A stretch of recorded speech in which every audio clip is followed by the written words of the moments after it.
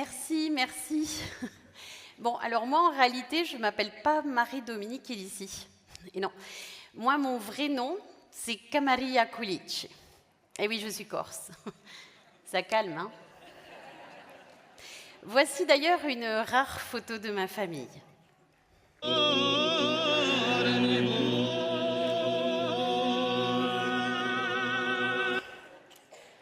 Ça calme encore plus, hein? Et quand tu es corse, que tu es une fille, la dernière de 3 en plus, à la maison, il y a une seule règle, tu te tais. C'est simple, tu n'existes pas. À 6 ans, repas de famille, mon grand-père se lève. Il va faire un discours, tout le monde s'arrête de manger, évidemment, et l'écoute religieusement. Alors moi, évidemment, je me tais. Je me tais. Je me tais. Sauf qu'à un moment donné, va savoir pourquoi, je l'interromps avec un jeu de mots, un trait d'esprit, une petite blagounette. La silence. Tous les regards sur moi. Noir, évidemment. Alors là, moi, j'ai peur.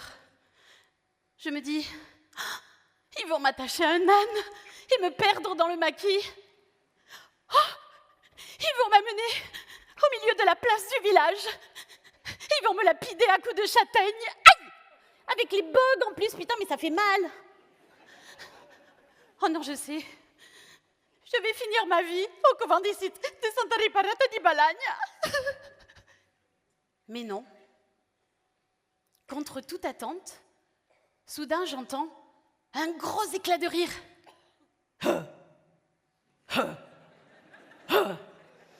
Oui, en fait, on dirait plus le râle d'un vieux qu'on étouffe avec un oreiller. Mais en fait, c'est comme ça qu'on rigole chez nous, hein, on est pudique. Mais c'est un rire quand même. À ce moment précis, je sens que ma vie vient de basculer. À ce moment précis, quelque chose vient de changer. Pour la première fois de ma vie, toute ma famille me regarde. Pour la première fois de ma vie, j'existe. Je décide alors que l'humour sera mon meilleur ami. C'est devenu mon arme secrète. Il m'a sauvé la vie. Et je sais qu'il peut changer la vôtre aussi. Il peut changer votre vie, même en entreprise. Pourtant, l'entreprise, en ce moment, l'ambiance, c'est plutôt...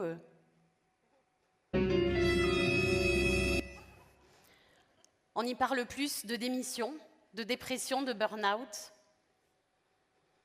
Mais l'humour est un outil magique et puissant qui peut permettre de faire passer des messages.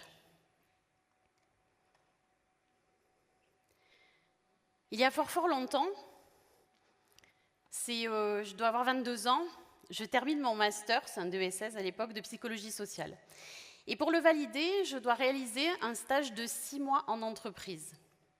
Alors je vais le réaliser dans une industrie pharmaceutique dans le sud de la France. Et un jour, je suis avec la DRH, on est dans l'ascenseur, et là, soudain, les portes s'ouvrent, et le PDG rentre. Il a une mine épouvantable. Il marmonne en mangeant. Et là, silence. Silence. Gênance. Alors la DRH, elle pète un peu les plombs et elle lui dit « Ah, au fait, je vous présente Marie-Do, c'est notre petite stagiaire RH. Écoutez, elle est très créative, très dynamique, elle a une idée à la minute, toujours de bonne humeur. Écoutez, on est ravis. » Et là, il me regarde, il me fait « Ah ben moi, ça va pas du tout. » Non, parce que moi, dans 3 jours, là, pour la journée du personnel, je vais devoir annoncer la suppression de 300 postes. Vous savez comment sont les syndicats chez nous? S'ils décident de faire une grève, la boîte, elle est foutue. Alors, je ne sais pas comment leur annoncer. Alors, elle ferait quoi, la petite stagiaire, là, qui est pleine d'idées? Moi, je regarde mes pieds. Ben, je sais pas, je suis stagiaire, hein, je ne suis pas pédégère. Hein. Alors, bon, ben, je me tais. Je me tais. Et soudain, va savoir pourquoi, je lui sors bah, vous avez qu'à faire un petit jeu de mots, un trait d'esprit, une blagounette. Ça marche bien les blagounettes. Là, je pense un instant qu'il a fait un AVC, poker face. Alors je me tourne vers la DRH, espérant un peu de soutien. Bon, ben, de son œil gauche, elle me fusille, et de son œil droit, elle me dit, ça va pas du tout. Hein. Oui, il y a un petit souci de slide, c'est pas grave. Va passer, c'est fait rien.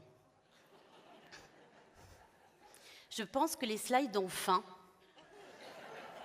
Se dit ça entre nous, je pense que c'est ça. Merci. On se raccroche aux branches comme on peut. Hein. Ça, c'est le bruit du laser, d'accord, suivez, suivez.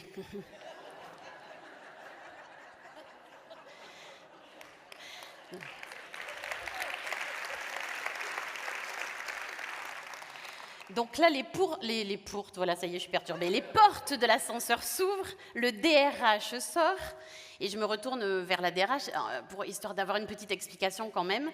Bon, ben là, elle s'est fissurée, hein, elle est en PLS dans l'ascenseur. Et là, je me dis, c'est foutu, ton stage, il est mort. Et puis, arrive la fameuse journée du personnel, le DRH monte à la tribune, et puis il nous dit, écoutez, mesdames, messieurs, je ne vais pas y aller par 4 chemins, notre entreprise va mal. On a une filiale qui est en perdition, elle a un énorme trou budgétaire, et puis on risque de perdre 300 emplois. Oh, la sidération dans la salle. Et il nous dit, écoutez, on a peut-être une solution, ça va être de rapatrier une de nos activités phares sur elle, et en fait, c'est la fabrication du suppositoire. En résumé, on compte sur le suppositoire pour boucher le trou. Là, silence de mort, soudain éclat de rire et tonnerre d'applaudissements.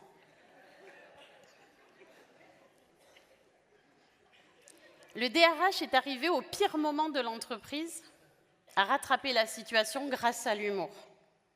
L'humour, finalement, c'est un peu justement comme un suppositoire, hein, c'est un lubrifiant. Bon, alors il y en a un des deux qui est quand même un peu plus social, il faut dire ce qui est. Mais finalement, ils permettent de faire passer des messages au pire moment. Pensez-y quand ça se corse dans vos entreprises. Du coup, c'est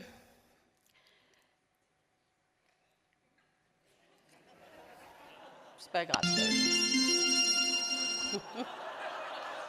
Je pense qu'il y a tout qui est décalé. Hein, ça fait rien, on va y arriver, on va y arriver.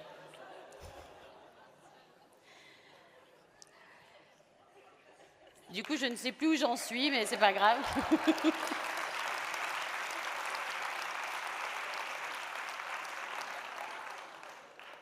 Pourtant, quand on s'est entraîné, ça allait bien. Hein,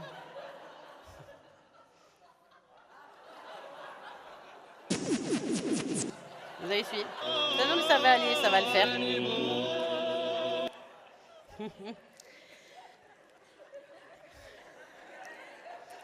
Donc j'en étais quoi? Ah oui, au suppositoire, au lubrifiant. Vous avez toujours faim, c'est bon? Gérard Jugnot, que vous n'avez pas vu, a dit une phrase très sensée que j'aime beaucoup. Il dit que finalement, le rire, c'est comme les essuie-glaces. Ça n'arrête pas la pluie, mais ça permet d'avancer. Avançons.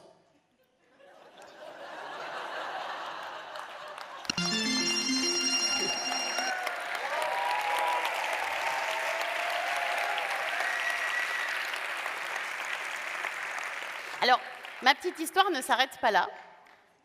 C'est qu'à la fin de mon stage, la DRH me convoque le dernier jour et elle me dit « Tiens, j'ai quelque chose pour toi ».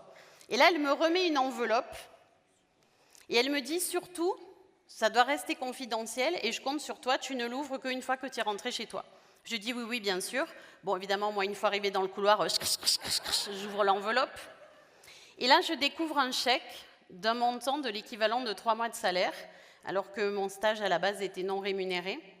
Et à l'intérieur, un petit mot est glissé dedans, de la main du PDG. Et dessus, il est écrit « Pour service rendu, merci ». Comme quoi, vous en conviendrez, l'humour paie toujours.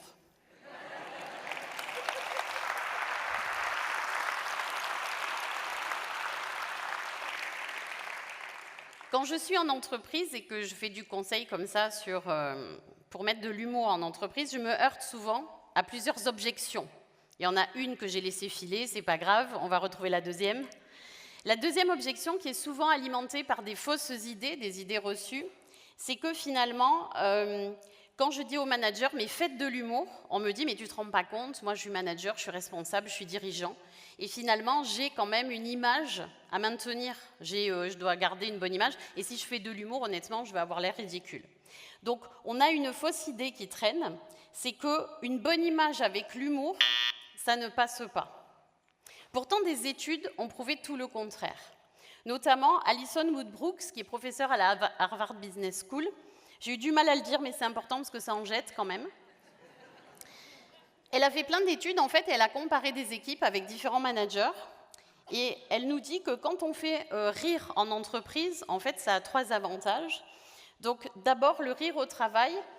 Quand on demande aux entreprises, aux équipes, elles nous disent qu'un manager qui rigole, c'est souvent quelqu'un, pour elles, qui est plus compétent. Parce que s'il rit, finalement, c'est qu'il arrive à maîtriser. Du coup, s'il maîtrise, c'est logique, c'est on va gagner en confiance avec lui. Et surtout, c'est que c'est un manager qui va être évidemment plus compétent et plus crédible. Donc retenez bien cette idée, c'est très important, c'est qu'un manager, quand il va utiliser de l'humour, contrairement à ce qu'on pourrait croire, il va asseoir sa crédibilité et il va asseoir sa légitimité.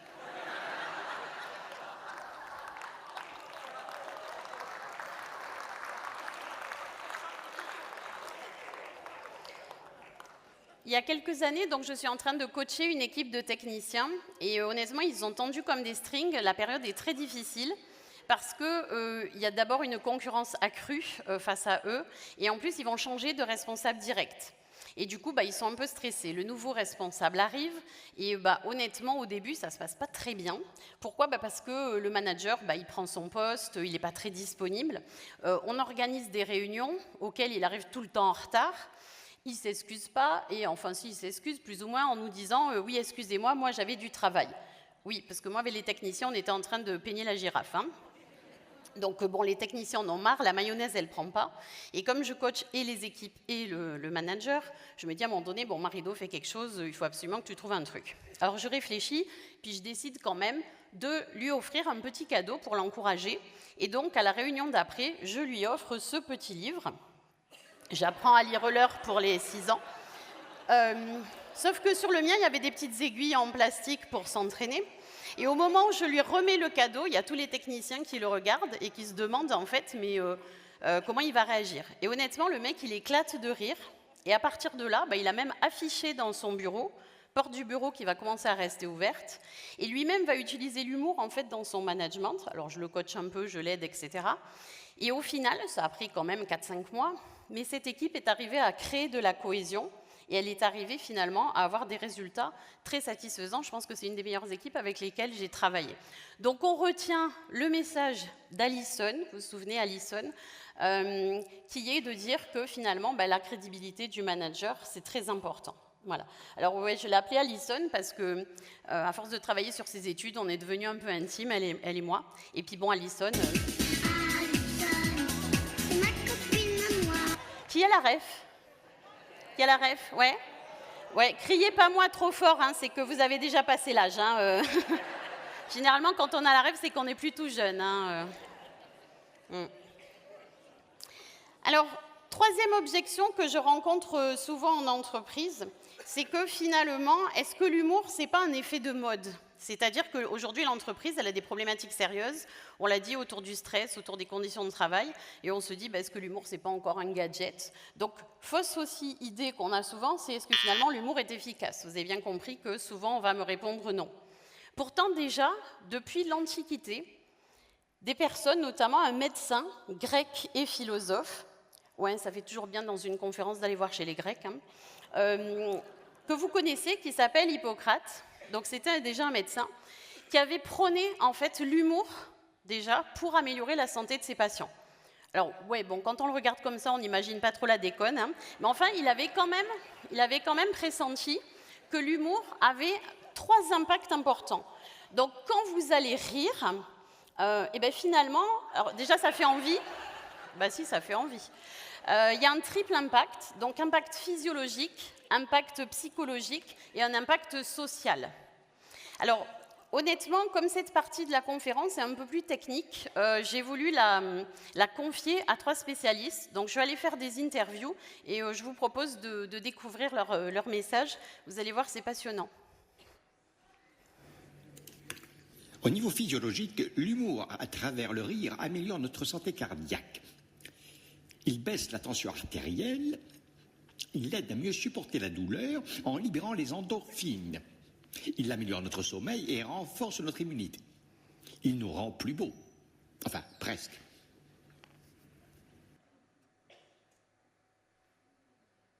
Il reste muet, lui, c'est pas normal. Sigmund Freud pour vous servir. L'humour permet aussi au niveau psychologique de diminuer le stress en réduisant le cortisol. Il évite la dépression et l'anxiété. Il permet de prendre du recul et du coup, en changeant notre vision du monde, nous rend plus créatifs. Perso, je n'aime pas l'humour. Ça va mettre tous les psys au chômage. L'humour, pour moi, c'est red flag.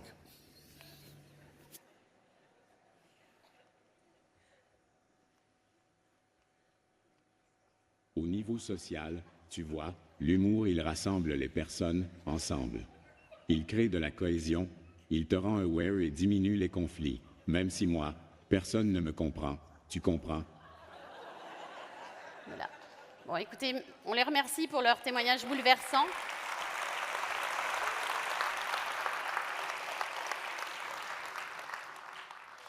Donc, on en arrive à la 4e objection sur 3, où il y avait 3 objections, mais finalement, j'en ai mis 4. Ben, c'est ma conf, je fais ce que je veux d'abord. Et puis j'avais envie de vous faire un petit cadeau bonus, parce que je me suis dit que finalement, c'est vrai que quand on en est là de la conférence, je me dis que peut-être vous vous dites, ouais, enfin, elle est sympa, mais on a besoin d'outils. Alors, une des 4e objections que j'ai, c'est que souvent les managers, ils me disent, et moi, je suis persuadée de ce que tu nous racontes, hein. Le problème, c'est que moi, je suis aussi drôle qu'une poire à lavement. Donc, si tu veux, je n'ai pas le don. Je n'ai pas ce truc, tu vois, inné. Donc là, c'est une 4e fausse idée, c'est que moi, drôle, en fait, on pense que si on n'est pas né comme ça, eh ben, on ne peut pas devenir drôle. Alors, je vous rassure, il existe des techniques. Et là, je suis sûre que, évidemment, les plus rebelles d'entre vous se disent, elle est sympa, boucle d'or, mais à un moment donné, il faudrait peut-être nous donner quand même des outils. Boucle d'or, n'importe quoi. On dirait plutôt maman ours. Hein. Oh, salope. Bon, le premier outil que je voulais vous donner, c'est l'autodérision. Alors, l'autodérision, c'est un outil qui est très apprécié des humoristes, et vous allez voir, c'est top. Vraiment, c'est très simple. C'est très simple. Il suffit, en fait, de jouer avec des caractéristiques physiques. D'accord? Vous allez jouer avec vos caractéristiques physiques. Donc, si, par bonheur, vous êtes petit, si vous êtes moche, si vous êtes chauve, si vous êtes gros, si vous avez une haleine de poney, mais c'est une chance. Et alors, si par le plus grand des bonheurs, vous avez le tout ensemble, que vous avez le combo gagnant comme les 2 messieurs là. Non, c'est mon mari et un copain, hein, je vous rassure, tout est sous contrôle. Julie, elle m'a dit, déconne pas, il y a des huiles devant. Bon. Donc voilà, non, les 2 là. Mais du coup, c'est génial, quoi. Alors, évidemment, j'en entends déjà qui me disent, écoutez, c'est sympa votre truc, mais moi, j'ai un physique parfait, il n'y a rien qui cloche. Oui, ça arrive. Alors, je vous rassure, la nature est bien faite. Généralement, vous avez un caractère foireux. C'est-à-dire que vous avez, en fait, un trait de personnalité qui foire. Hein. Alors là, si vous ne savez pas, écoutez votre famille, votre entourage, vous allez voir, généralement, ils glissent des petits indices comme ça. Mais tu es un peu pointilleux, Mathieu. Mais Martin, tu es radin. Pff, mon pauvre Gaston, mais qu'est-ce que tu es... Bon, enfin, vous avez compris. Hein. Voilà. Donc, retenez, on peut jouer avec le physique, avec le caractère. Deuxième outil que je vous propose, c'est tout simplement de jouer avec vos supports. Quand vous allez prendre la parole, faire des présentations, vous avez vu, moi j'aime bien jouer avec les supports derrière. Donc là, je vous ai préparé un petit florilège. Alors suivez-vous, accrochez-vous à vos slips parce que vous allez voir, ça dépote. Mais regardons plutôt. Ouais, il faut 3 secondes pour la comprendre, celle-là. Ouais. Non, mais je vous laisse... C'est pas grave, on a le cocktail après. On a prévu exprès. C'est pour ça que je passe en dernier, en fait, pour que ça infuse. Voilà. Enfin, moi, je trouve ça un peu dingo que les gens ne comprennent pas. Ça va, vous avez compris? Oui, oui, oui, oui à moitié. Bon, voilà. Bon, laissez tomber. Ceux qui n'ont pas compris, c'est mort. Hein. Voilà. Donc, vous avez compris que l'idée, c'est quoi? Ça va être vraiment de mettre un peu de la folie dans tout ça. Finalement, c'est de vous surprendre et de surprendre les autres. Donc, soyez fous. Soyez fous alliés. Soyez fous alliés avec votre public. Ah, la petite musique de fin. Je vous ai préparé un petit scan. Pour ceux qui veulent très rapidement, vous pouvez scanner et vous allez avoir 30 outils gratuits pour mettre de l'humour dans vos discours. Hop là, c'est trop tard. Oui, alors la frustration, écoute, hein. Vous avez vu, la frustration déclenche les rires aussi. Alors, des rires un peu nerveux. Non, mais alors, je suis sympa. Promis, j'ai mis la petite affichette dehors. Juste, il va falloir passer par tous les livres parce que les Malines, elle veut vendre son bouquin aussi. Hein, donc, voilà, mais vous allez voir, il y a la petite affiche. Alors, j'espère vous avoir convaincu de mettre de l'humour en entreprise et dans vos discours. J'espère vous avoir convaincu que, quelle que soit votre activité, merci de mettre de l'humour dans la vie des entreprises et que finalement le rire devienne automatique et qu'un peu comme le sourire l'est au plombier, que cela devienne notre marque de fabrique. Je vous remercie.